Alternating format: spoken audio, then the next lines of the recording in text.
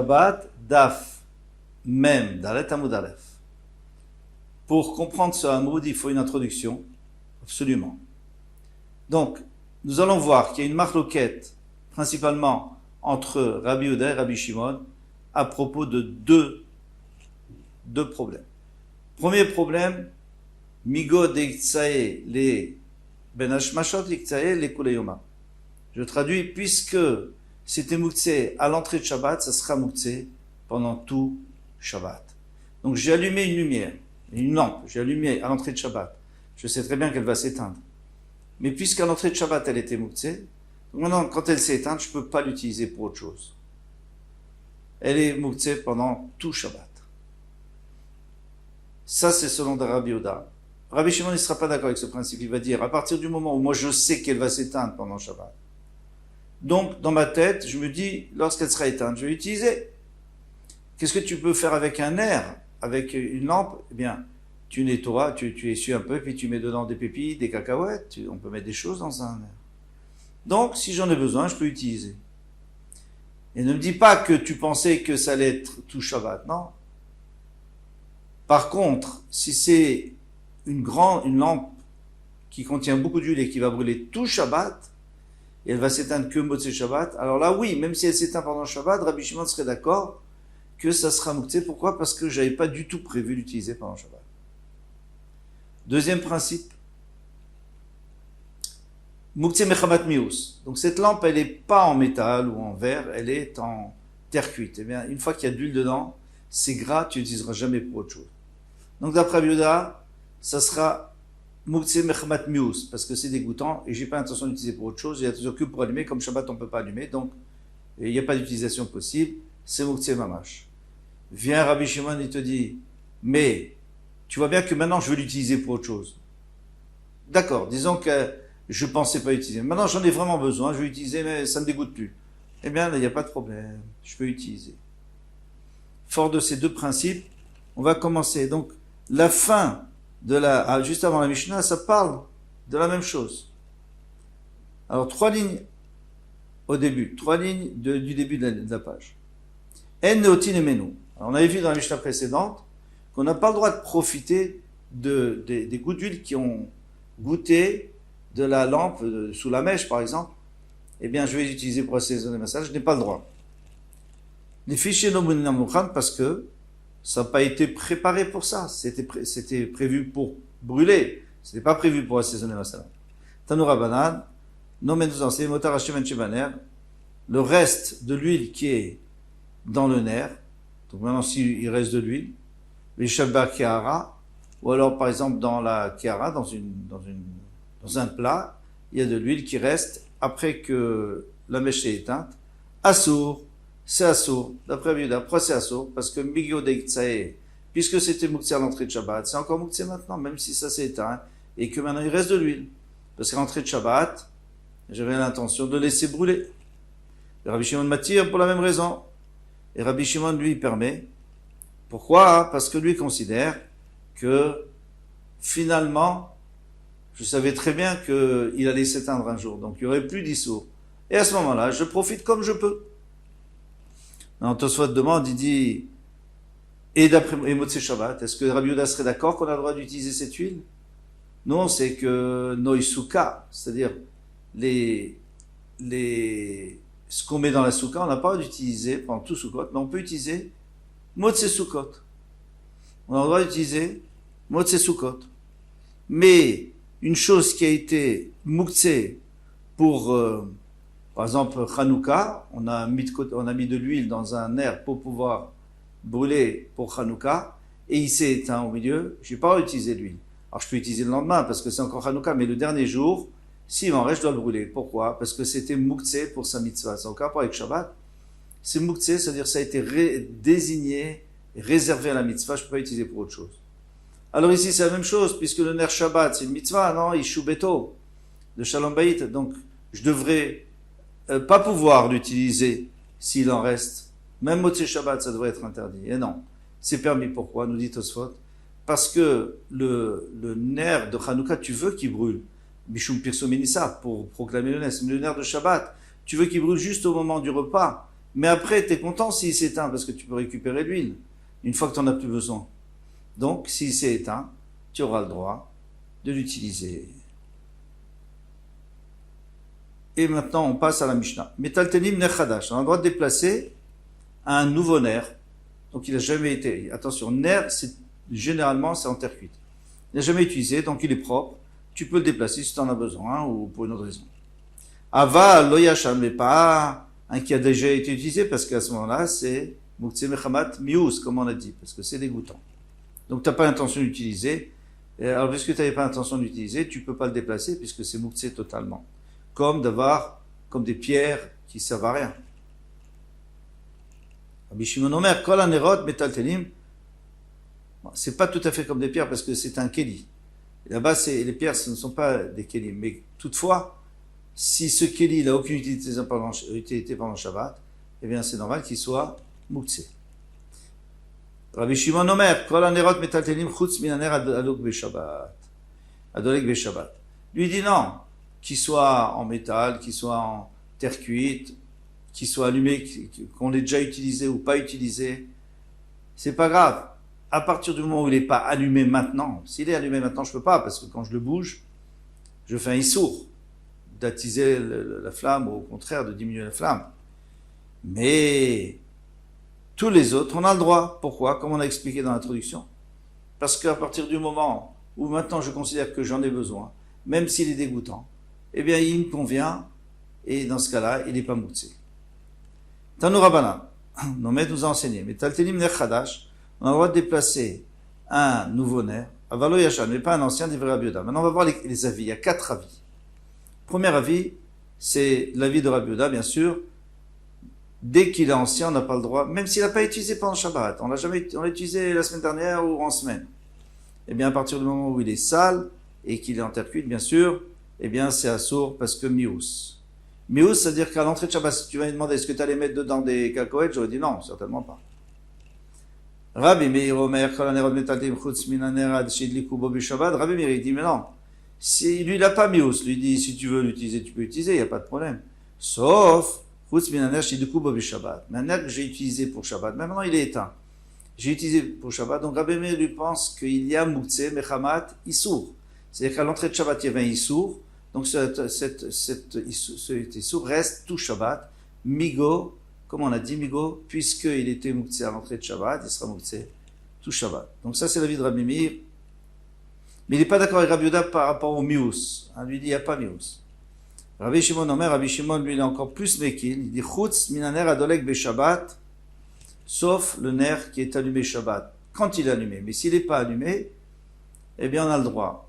Soit qu'il est sale, parce que de toute façon, lui, il n'a pas mius, soit qu'il était allumé à l'entrée de Shabbat parce qu'il n'a pas muktzeh mechamat issour, comme on a expliqué.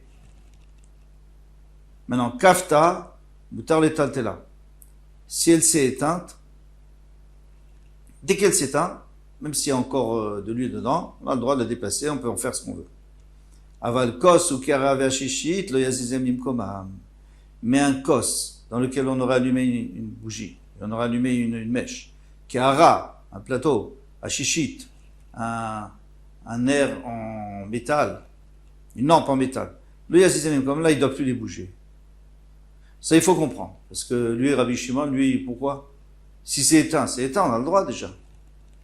Rabbi Elazar et Rabbi Shimon, dans le 4e avis, c'est Rabbi Elazar, le fils de Rabbi Shimon, que lui, il est encore plus mekil. Omer, mistapek minaner akavé, on a le droit d'utiliser, de prendre de l'huile d'un nerf qui est en train de s'éteindre. Alors on voit une lampe qui est en train de baisser même en intensité parce qu'elle est en train de s'éteindre, la mèche ne brûle plus tellement bien. Eh bien, j'ai le droit de prendre de l'huile. Alors c'est très difficile à comprendre. Très très difficile à comprendre. Rashi lui va dire, parce que de toutes les façons c'est en train de s'éteindre, donc ça peut faire. Oui, mais finalement tu vas l'éteindre un peu plus vite. C'est très difficile à comprendre. Que ce soit ta roche, lui il est cholek sur Rashi. Lui il dit que il est déjà éteint, mais s'il n'est pas éteint, on n'a pas le droit. Alors après il faut comprendre la différence avec Rabbi Shimon, puisque Rabbi Shimon aussi dit la même chose. Umina shemen ametaftef, et l'huile qui goûte, ouais, et qui a goûté pendant que ça brûle, eh bien on a le droit d'utiliser pendant que ça brûle. On n'est pas obligé d'attendre que ça s'éteigne. La ful bichat chaner dolek, même quand il est encore allumé. Pourquoi? Parce que lui, il a rien, il a aucun issourim. Il n'a aucun de tout, ni Mahmat Issour, ni Migon, ni Mahmat Mius. Et lui, il dit que finalement, il n'y a pratiquement pas de Mouktsé ici. Amar Abaye, Rabbi Elazar, Rabbi Shimon, Savarla, Keavoua, Bechada, Opali Gale, Bechada. Non, il faut comprendre. On les a tous compris, sauf Rabbi Elazar, Rabbi Shimon, parce qu'il va un peu loin, entre guillemets. Alors, il dit qu'il est d'accord avec son père dans un sens, mais il est en marloquette avec son père dans un autre sens.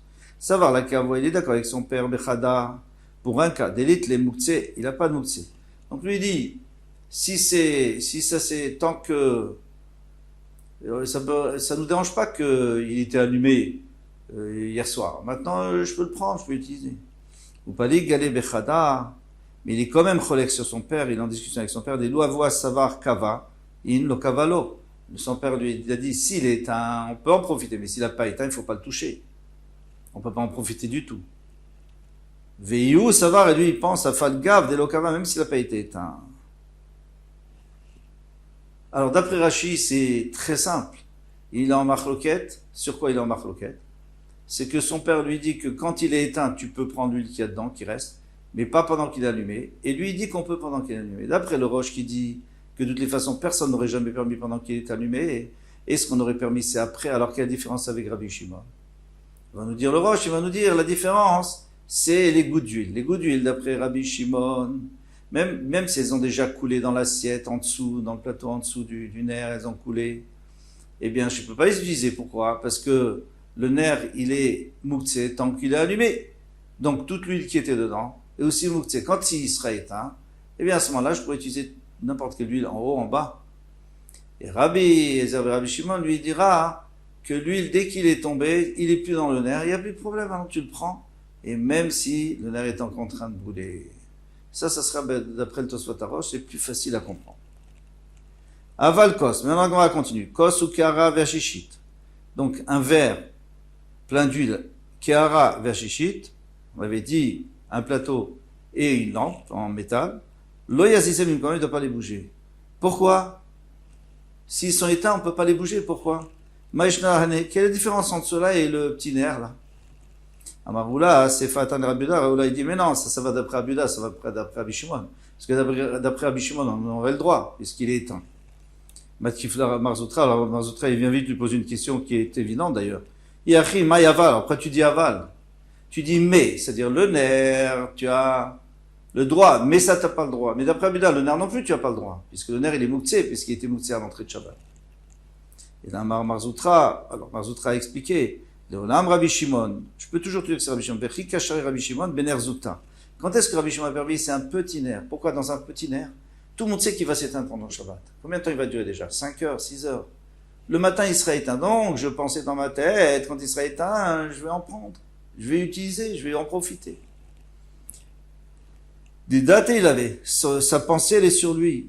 Avalané, des néfichés. Mais ceux-là qui sont grands, c'est des grands récipients. Eh bien, l'eau, pourquoi? Parce que depuis, je savais très bien qu'il se serait pas, normalement, il devait pas s'éteindre pendant le Shabbat. Il devait s'éteindre Motsé Shabbat. Donc, de toutes les façons, je savais très bien que j'allais pas l'utiliser pendant le Shabbat, donc je l'ai rendu Motsé pour tout Shabbat. Maintenant, il se trouve qu'il y a eu un coup de vent et que ça s'est éteint. Et tant pis. Trop tard. Ça, c'est d'après Rabbi Shimon. Et Rabbi Shimon lui dira, non, en fait, on voit pas Rabbi Shimon ici. Pardon.